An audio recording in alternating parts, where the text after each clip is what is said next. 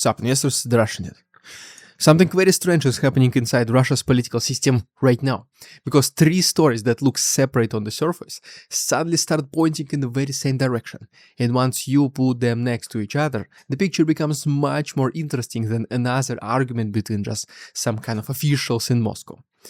The first story, the first one, Bloomberg reported, based on conversations with anonymous Russian officials, that people inside the civilian bureaucracy are increasingly alarmed by the growing power of the FSB and by the feeling that the security services are becoming harder to control. This is probably the major news of today. Second, Yabloko, a political party that had already been registered quote-unquote for the election and then later removed quote-unquote, suddenly became the target of an effort to remove it from the ballot through the courts. And third, Sergei Sobyanin, the mayor of Moscow and one of United Russia's most important public figures, gave an interview in which he pushed back unusually hard against putting the Russian economy on a full war footing. Pretty much he has chosen an open confrontation with Putin. None of these stories proves on its own that some dramatic transfer of power is happening, at least not now, but together they raise a serious question. Is the balance inside the Russian state beginning to shift, with the FSB gaining influence not only over opposition figures and businessmen, but over the civilian officials who are supposed to be quote-unquote running the country? Speaking about the mayor of Moscow, what makes Sobyanin's comments especially interesting is that he was not arguing against some new idea. No, since February 24, 2022, the loudest pro-war voices have repeatedly called for martial law, complete mobilization, and an economy reorganized around the war. But people at Sobyanin's level mostly ignored those demands. So when someone holding the country's second most important elected office suddenly explains why this idea could destroy normal economic life, it is worth asking who he is really trying to convince. Because maybe the audience is not the activists at all, but someone much very closer to the very top. As always guys, really quick word about our Patreon before we begin. If you wish to support the channel and get an additional bonus chapter at the end of each episode, please feel free to browse our Patreon memberships. There are 3 or 4 of them. The link is down below, and by far, once again, this is the best way to support our work we do here on YouTube. Thanks so much. Now let's begin. Here's where the language becomes misleading, because phrases like mobilize the economy can sound as if they simply mean building more military equipment, while a real war-footing economy is something much more radical. History gives us different versions, from Britain during wartime to Nazi Germany, but the basic principle is pretty much always the same, it's always similar. Labor, capital, property and production stop being fully free because the state begins treating the entire economy as a mobilization resource. Imagine you own a sweets shop, donuts and stuff, and the government decides your business now has to make donuts cookies for military Russian packs. You do not simply receive a contract and choose whether the price is good enough or not. No, the state decides what you produce, how much you make, and what you receive for it, while your employees may no longer be free to leave because they found a better job. The same logic goes much further than factories. Your programming degree, for example, could get you assigned to a plant where drones need to be reprogrammed, or the state could just ignore your qualifications and just send you to sew military jackets instead. Maybe even to just send you to a trench. A warehouse full of stuffed toys could become a military vehicles repairing facility. Toyota Land Cruiser of an oligarch could become legally requisitioned if officials decide it is needed. Basically, the point is that a country producing 10 missiles yesterday and 100 tomorrow is not automatically what this war footing means. It's not just increase in military output, no. The real change is that your property, your skills and your time increasingly becomes resources controlled by the state rather than choices controlled by you. In Russia, there is Federal Constitutional Law number 1 of January 30, 2002 on martial law, which describes emergency powers that can become available under martial law.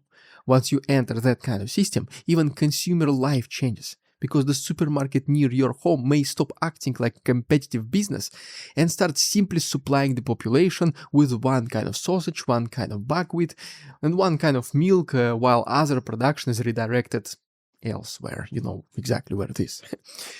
Conversations about growth, investment, household income, and the safety of savings become secondary because the country is no longer organized around normal economic development. And this is exactly why Sobyanin's warnings matters so much.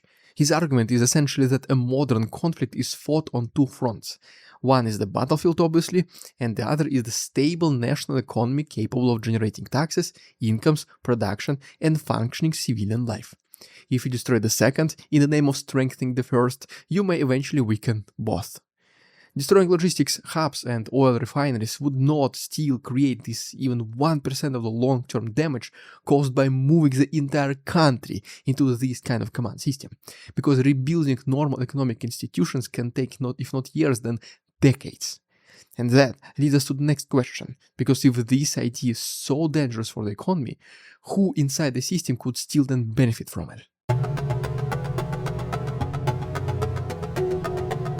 Now here is where economic argument turns into struggle over power, because martial law would not only change what factories produce or where people work, it would also change which institutions matter most inside the Russian state. Civilian officials such as Mikhail Mishustin and Sergei Sobyanin draw much of their importance from budgets, regional administration, and the normal economy, while Putin's oligarchs figures such as Arkady Rotenberg and Igor Sechin still operate inside a system where ownership, corporate influence, and bureaucratic connections matter. If the whole country is reorganized around emergency security priorities, the value of those civilian institutions falls, while the importance of the agencies enforcing the emergency rises. That is why the Bloomberg report fits so neatly into Sobyanin's comments. Bloomberg spoke with anonymous Russian officials who described the civilian bureaucracy increasingly frightened by the FSB's expanding power and by the sense that it is moving from being one instrument of government toward becoming the central source of authority. Anonymous sourcing always deserves obviously caution because we cannot independently verify and see who said what or what interest they may have, but at least the public events around this story make the allegation at least more interesting, to say the least. If senior civilian officials believe they are losing direct access to Putin because he is increasingly surrounded by the security establishment, the FSB once again, the former KGB, then a carefully controlled public interview may become one of the very few ways to send a message upward without openly confronting the president. From the FSB's point of view, a deeper emergency regime could create an enormous institutional opportunity. Under normal conditions, even an authoritarian system still has legal procedures, competing bureaucracies, political offices that create friction between each other. But under martial law, many of those barriers can be weakened in the name of national security, making it easier for the security services to decide what is necessary and then enforce their own decision. That does not mean Mishustin, Sobyanin, Rotenberg, or Sechin would simply disappear, but their relative importance could shrink if civilian administration becomes subordinate to permanent emergency control. And that may be what worries the civilian elite the most. Their fear may not be one arrest or just one business dispute or even one election decision, but that the entire structure in which they still matter could slowly be replaced by a system where the security services become the institution above everyone else. It also explains why the argument is bigger than a normal disagreement over budgets or industrial policy, because under ordinary conditions, Sobyanin can lose an argument about spending and still remain the mayor of Moscow, while Mishustin can lose a cabinet dispute and still remain prime minister. A shift towards permanent emergency government is very different, because it changes the hierarchy itself. And once the hierarchy changes, people who spend years building influence inside the civilian system may discover that the rules protecting their own positions no longer carry the very same weight. That is the kind of threat powerful officials and oligarchs take seriously, even when they agree with the Kremlin on almost everything else. If you want to see why that concern is plausible, you do not need to access to some classified meetings or gossip from the inside of the Kremlin, because the election story gives us a rare public example of different centers of power apparently moving in completely different directions. Here's what makes the Yabloko party story so unusual. Russian federal elections have long been heavily managed, but they were normally managed with a great deal of advanced planning, because the whole point was to make the outcome predictable while avoiding unnecessary scandals immediately before voting. Decisions about who could participate, who should be excluded, which parties might absorb protest votes, and what legal rules would apply were usually made very well in advance. If the Communist Party of the Russian Federation, for example, became too active or too friendly with the opposition groups, communists of Russia could reappear with confusing similar branding. If urban protest voters needed somewhere safer to go, and of the party of growth or new people could feel part of that space. Russia has effectively not held 2 consecutive elections under exactly the very same rules, but there was normally a centralized political logic behind those changes. That is why the current situation looks so strange. If the Kremlin had decided months ago that Yabloko should not participate, there were many ways to make sure the problem never even reached this stage. Grigory Yavlinsky could be kept off the ballot, the head of the party, through one mechanism, while Parnas figures such as Mikhail Kasyanov and Vyacheslav Maltsev could be handled through another. Over the past decade, electoral rules were repeatedly adjusted in ways that affected Alexei Navalny and his allies, specifically him, obviously, including restrictions connected to criminal convictions and campaign materials, like one time he was not allowed to participate because he had a parking ticket. If officials wanted to do the same thing to Yabloko, they could have changed the qualification rules so that a party needed representation in 4 regional parliaments instead of 1 to run for the State Duma, or the Central Election Commission could have found a procedural violation at the party congress and rejected registration before most voters even paid attention to them. The opposite strategy would have even also made some kind of sense from the authorities' point of view. Just allow Yabloko, an anti-war party, to run, and then use the official result to claim that this platform had little support. Instead, the authorities first registered Yabloko, created attention, and suggesting that its participation was intentional, and then came a sudden effort to reverse that decision through the courts, with Sergei Mironov pushing the issue and Alexei Zhuravlev becoming part of the campaign against the party over a photograph on its website. Imagine this. That's almost the opposite of the smooth, carefully prepared management the presidential administration traditionally preferred. Ekaterina Shulman has suggested one possible explanation for the original registration, that perhaps Yabloko was supposed to be weakened to weaken new people by splitting part of the urban and anti-establishment vote. We cannot know for sure whether that was the actual plan, but the exact strategy matters less than the sequence, because somebody inside the presidential administration apparently considered Yabloko's participation acceptable, and then somebody else seems to have decided that the plan should be overturned. And guess what? The FSB is the institution capable of doing exactly that. We should treat that as an interpretation rather than a proven fact, obviously, but the public confusion makes the possibility harder to dismiss. And it leads to an even bigger question about what happens when a tightly managed system starts contradicting itself. Exactly what is happening inside Russia right now. At this point, you might be wondering why one messy election decision matters so much when Russian elections have already had serious problems for years, non-existent elections to say the least. But that is exactly, once again, why it matters. Finally, something is going on. Because the authoritarian political machine can be repressive and still be extremely coordinated. The people at the very top may decide to exclude a candidate, create a spoiler party, change a rule, or permit controlled competition, but once the decision is made, the different parts of the system are supposed to move together.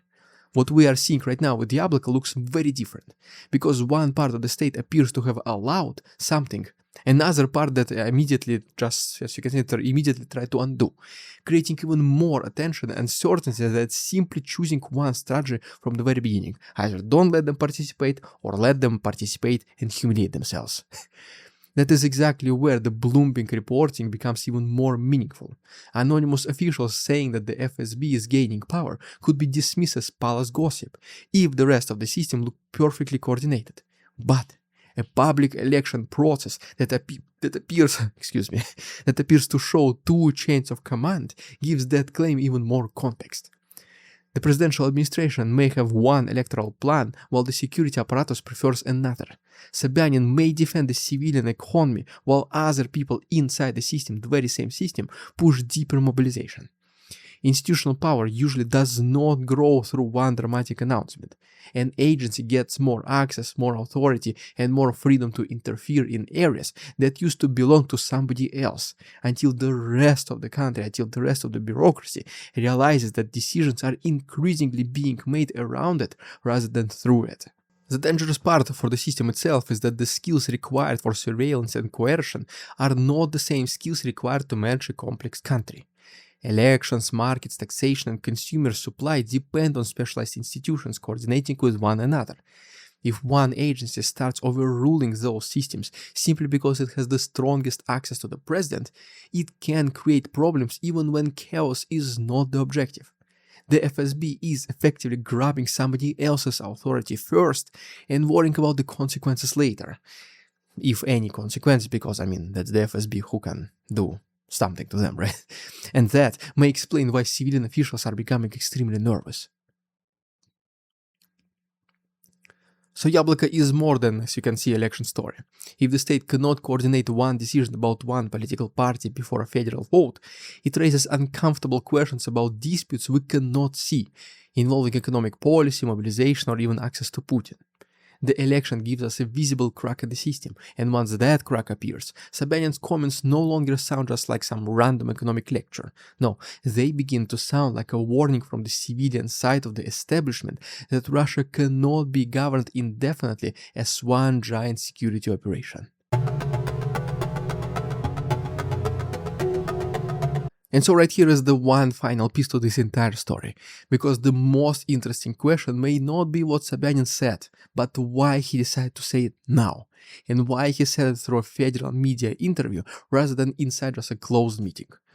He knows that the loudest supporters of total mobilization have been making these arguments all the way since the beginning, since February 24, 2022, and there was so basically no urgent need to answer them before.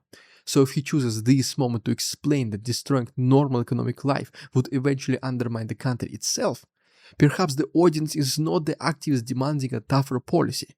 Perhaps the audience is Putin. Or at least people close enough to Putin to make this argument suddenly relevant and be heard by him. Moscow is not just another Russian region, because it is the country's political, financial, and corporate center, and its mayor has to care about investment, tax revenue, and the basic functioning of the city. A permanent emergency economy would weaken the system that makes Sobyanin's office important, and much of the civilian bureaucracy faces the very same problem. Their power depends on there still being a civilian Russia to administer, while the FSB's power can expand whenever more areas of life become security questions. That does not prove the FSB is secretly lobbying for every extreme policy, but it explains at least why civilian officials could see deeper mobilization as an institutional threat before we even get to the economic consequences. So when Bloomberg reports that officials are alarmed by the FSB's influence, when Yabloko's election status becomes the subject of contradictory decisions, and when Sobyanin warns against a war-footing economy, we may be looking at three separate stories or three symptoms of the very same deeper struggle over how Russia should be governed during a prolonged war. One model keeps the existing authoritarian civilian state mostly intact, with controlled elections, regional leaders, and a security apparatus that remains influential but operates inside a broader system. On the other hand, the other one pushes towards a permanent emergency state, where security logic becomes the answer to more political and economic questions, and the institutions that once balanced one another become increasingly subordinate to whoever has the most direct access to the president. The internal balance may be shifting, and the people with the most to lose from that movement appear to be getting more nervous, obviously. But the key sign is not one announcement. It is the growing number of moments when the system behaves in ways the old logic cannot easily explain.